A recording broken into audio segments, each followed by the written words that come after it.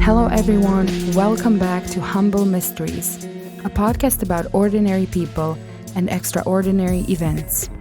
I am making this episode a lot sooner than I thought I would, and I am unfortunately not bringing you good news tonight.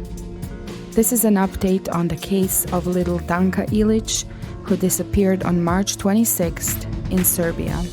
It was reported today, on April 4th, 2024, that Danka was sadly killed, and the search is now solely focused on retrieving her body. Let's get into more details.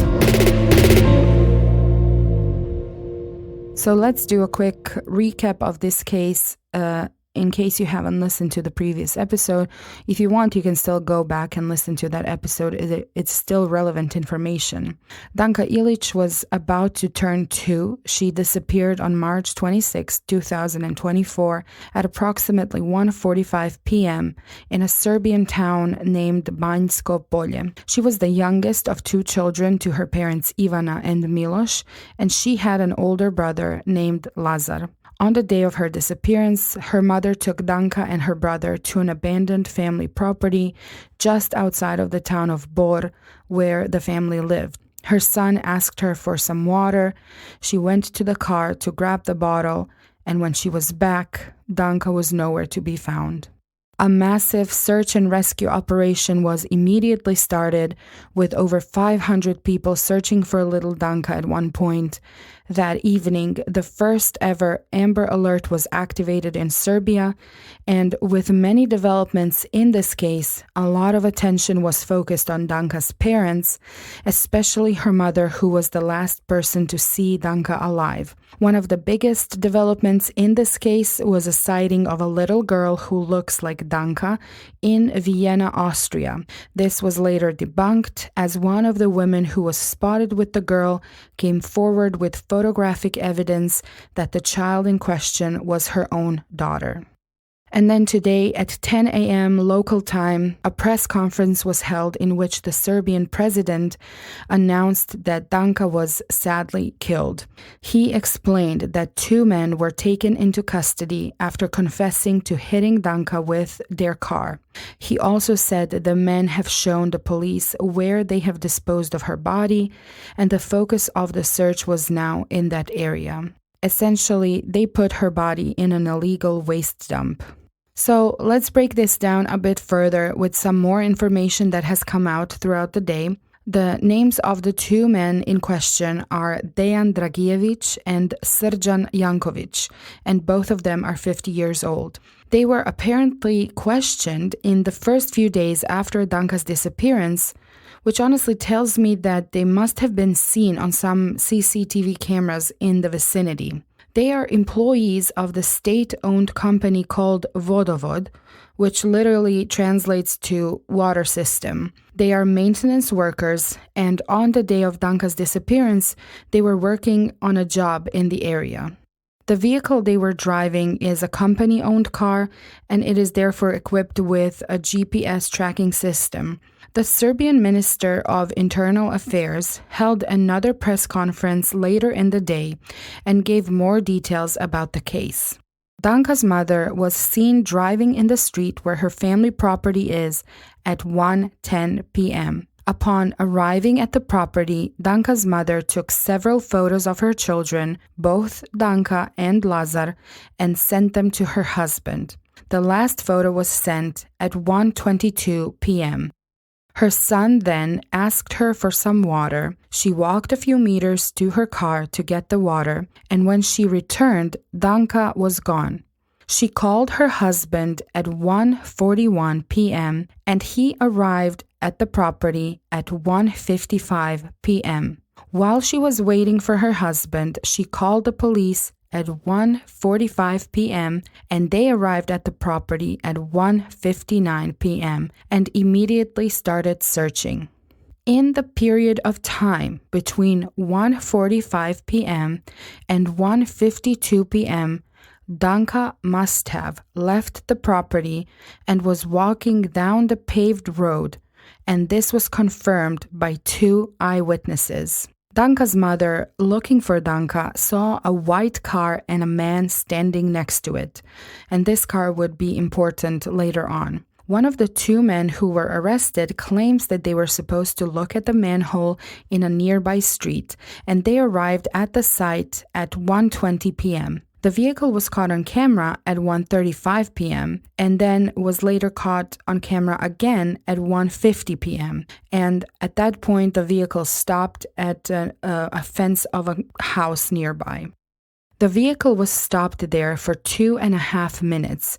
The men both confirmed that they stopped to relieve themselves. Then, after starting their drive again, they hit a little girl only 30 to 40 meters away from where they originally stopped their car. Both men confirmed that Dejan Dragijević was the one driving the car. Srđan Janković then exited the vehicle, took the little girl and put her in the boot of the car over their work tools. And as they started driving, they agreed that they would dump her body.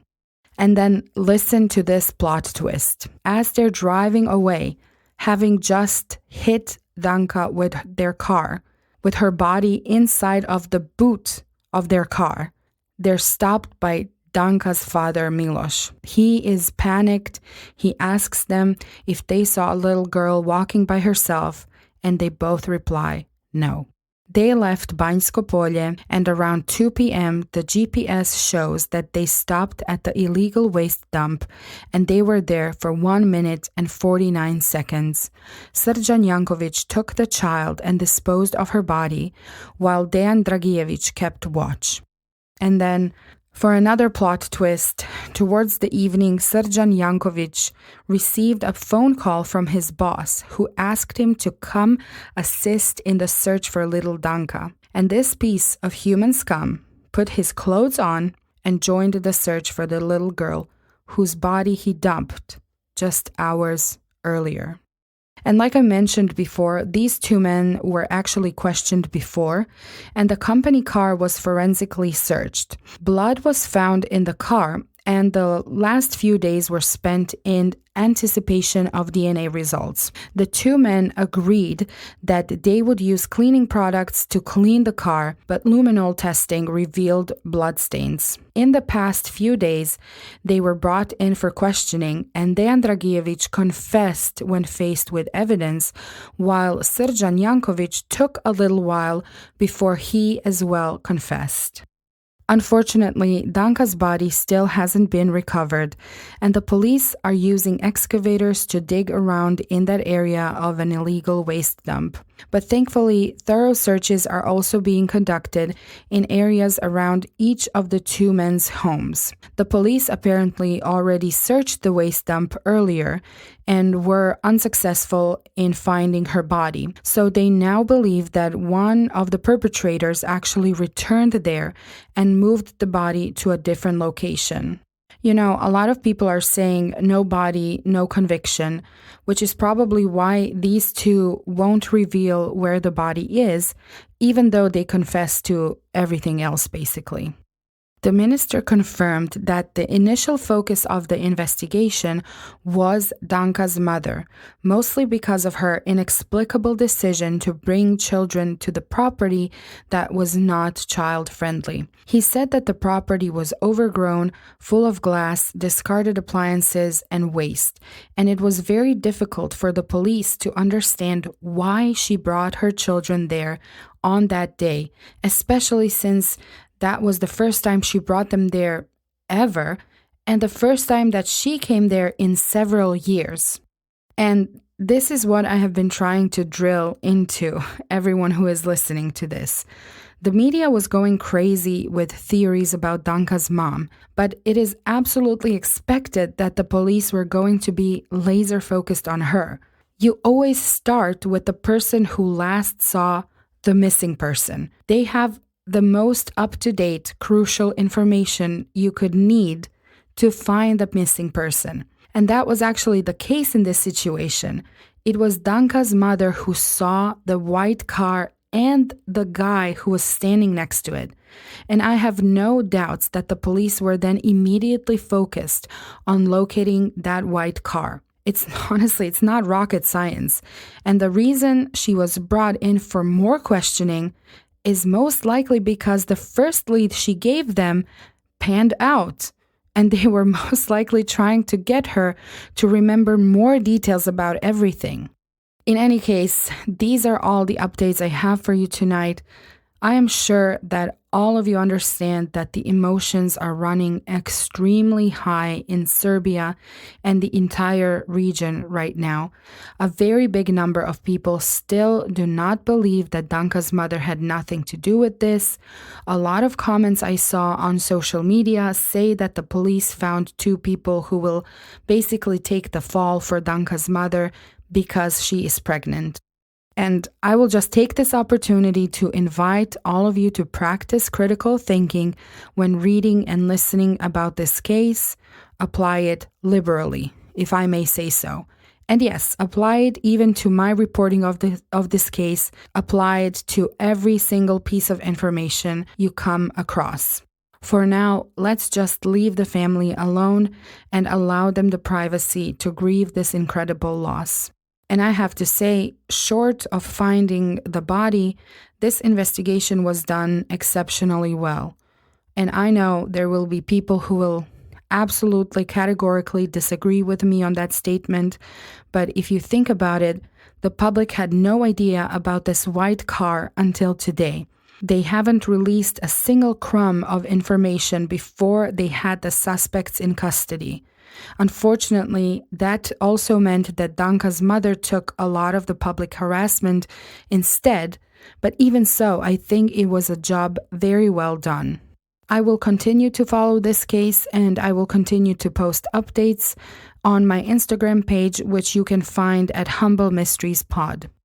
What a tragic end to this case. What a loss for this family and the entire community. I still can't believe how callous these two idiots are. If you hit a child, just call an ambulance, for crying out loud. She could have still been alive for all we know. And if she didn't die on impact, who knows what she was going through once she was thrown away. I've heard people have more compassion for wild animals they hit with their cars. And these idiots couldn't rub two brain cells together between the two of them to make a decision to call an ambulance. I mean, even a hit and run would have been a better option than this. Someone would have found her within minutes and she could have been saved.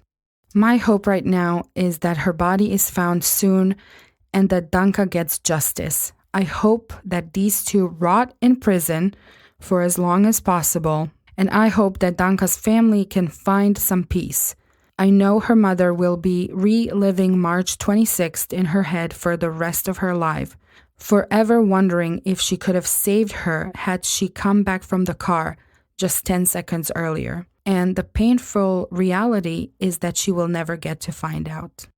I hope that Danka's brother Lazar and the unborn baby continue to bring joy to this family and keep the memory of little Danka alive through their smiles, their childish innocence, and their pure love. My sincerest condolences to Ivana, Miloš, Lazar, and the entire extended family. May your little angel Danka rest in eternal peace. Thank you everyone for joining me for this episode. Please like, comment, share this episode, leave a 5-star rating or review, follow or subscribe, and if you want to support my work, feel free to buy me a coffee. The link is in the description. Until next time, please keep yourselves and others safe. Bye.